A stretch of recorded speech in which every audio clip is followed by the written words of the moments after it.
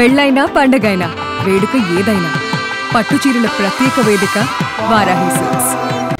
పూర్తిగా కాలిపోవడం జరిగింది.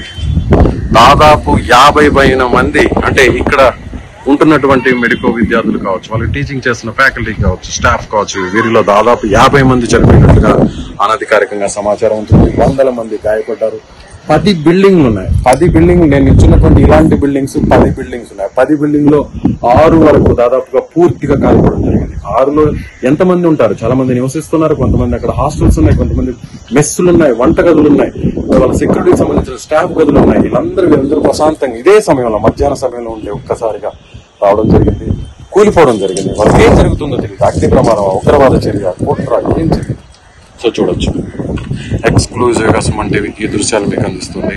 అహ్మదాబాద్ ఎయిర్పోర్ట్ దగ్గర ఎయిర్ ఇండియాకి సంబంధించిన 787 ఫ్లైట్ కూలిపోయిన చోట ఎక్స్క్లూజివ్ గా మీకు ఈ దృశ్యాలను సుమన్ టీవీ అందిస్తుంది. సుమన్ టీవీ మాత్రమే సాహసోపేతంగా ఈ ప్రాంతానికి రావడం జరిగింది. నేను సీనియర్ జర్నలిస్ట్ విజయ్ సాహసోపేతంగా ఇక్కడికి రావడం జరిగింది. ఎక్స్క్లూజివ్ గా ప్రతి పిన్ టు పిన్ పాయింట్ ని మీకు సుమన్ టీవీ అందిస్తుంది. ఇక్కడ ఉన్నటువంటి సాక్ష్యాలను, సజీవ సాక్ష్యాలను ప్రతిదీ కూడా కళ్ళకు కళ్ళు కట్టినట్టుగా మీకు సుమన్ టీవీ వివరించే ప్రయత్నం చేస్తుంది.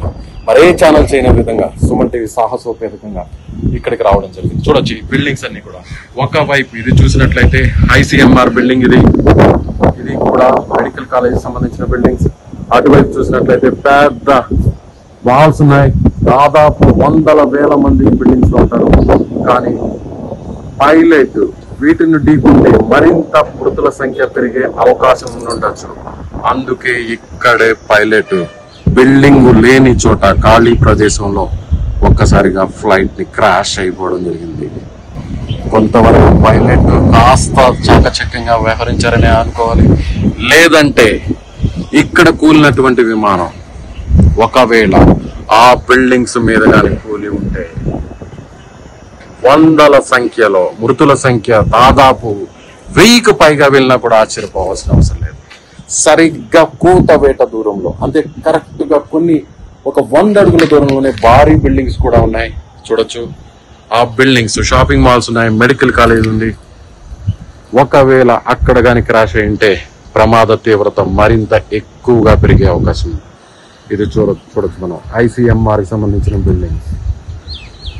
ఆ బిల్డింగ్ కాకుండా ఇలా బిల్డింగ్ పక్కన ఉన్నటువంటి ల్యాండ్ మీద చెట్లు మధ్యలో విమానం కూలిపోవడం జరిగింది. ఇక్కడ ల్యాండ్ మీద కూలితేనే మృతుల సంఖ్య ఇలా పెరిగిందంటే, అంటే బిల్డింగ్ ని ఎక్కడ కూడా ఢీ కొట్టలేదు, కేవలం అక్కడ ఉన్నటువంటి స్టార్టింగ్ లో ఉన్నటువంటి బిల్డింగ్ ని మాత్రమే ఢీ కొట్టడం జరిగింది. ఈ బిల్డింగ్ మాత్రమే ఢీ కొట్టడం జరిగింది. ఇక్కడ కనిపిస్తున్నటువంటి బిల్డింగ్ అది కూడా పూర్తిగా ఢీ కొట్టలేదు. అలా బిల్డింగ్ మీద నుంచిగా వస్తుండగా కింద భాగం ఆ బిల్డింగ్ తాకడం జరిగింది. ఒక్కసారిగా మంటలు వ్యాపించడం జరిగింది.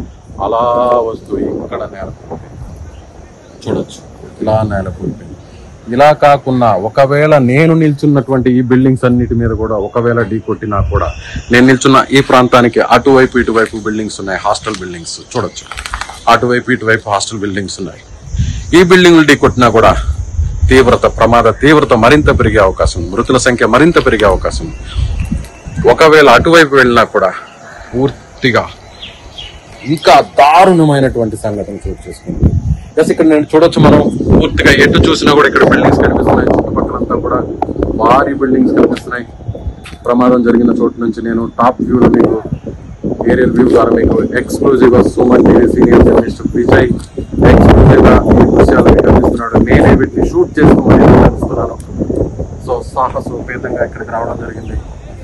ఎవ్వరూ చూపించలేని విధంగా నేను మీకు చూపిస్తున్నాను. కళ్లకు కట్టినట్టుగా ground report, Suman TV ground report మీకు అందిస్తోంది. ఒకవేళ ఇక్కడ కూలకుండా విమానం అక్కడ కానీ కూలింటే మృతుల సంఖ్య 1000 వరకు వెళ్ళినా కూడా ఆశ్చర్యపోనక్కర్లేదు. ఎందుకంటే మెడికల్ కాలేజ్, అక్కడ క్లాసెస్ జరుగుతుంటాయి, 1000 మంది విద్యార్థులు ఉంటారు. అలాగే వెనక షాపింగ్ మాల్ ఉంది, షాపింగ్ మాల్ లో కూడా 1000 మంది ఉంటారు. ఒకవేళ ఆ బిల్డింగ్ ని ఢీకుంటే కేవలం ఒక 50 అడుగుల దూరంలో మాత్రమే బిల్డింగ్స్ ఉన్నాయి, 100 అడుగుల దూరంలో మాత్రమే బిల్డింగ్స్ ఉన్నాయి. ఒక రకంగా ప్రాణాలు కోల్పోయినా కానీ, ప్రాణాలు పోయినా కానీ పైలట్ సాహసోపేతంగా చాకచక్యంగా విమానాన్ని ల్యాండ్ చేస్తూ క్రాష్ చేశారు అనుకోవచ్చు. కొంతవరకు నష్టం జరిగింది. అంటే ఇది దారుణమైనటువంటి ఘటనే. దాదాపు 300 మంది వరకు చనిపోయారు. అయినా కూడా ఇంకొంతమంది చనిపోకుండా, ఇంకెక్కువ సంఖ్య జరగకుండా, మృతుల సంఖ్య పెరగకుండా కొంతవరకు ఇలా చెట్ల మధ్యలో ఖాళీ ప్రదేశంలో విమానాన్ని కూల్చడం జరిగింది పైలట్లు. కొంతవరకు 300 వరకు మాత్రమే అనడం కూడా తప్పనుకుంటా, 300 వరకు మంది చనిపోవడం జరిగింది. అలా కాకుండా ఇంకా అటువైపు కేవలం 50 అడుగుల దూరంలో ఉన్న ఈ బిల్డింగులను కానీ కూల్చి, ఆ బిల్డింగుల మీద కానీ విమానం కూలిపోయి ఉంటే మరింత దారుణం జరిగి ఉండేది. మరి ఇంకా భయానకరంగా మృతుల సంఖ్య పెరిగి ఉండేది.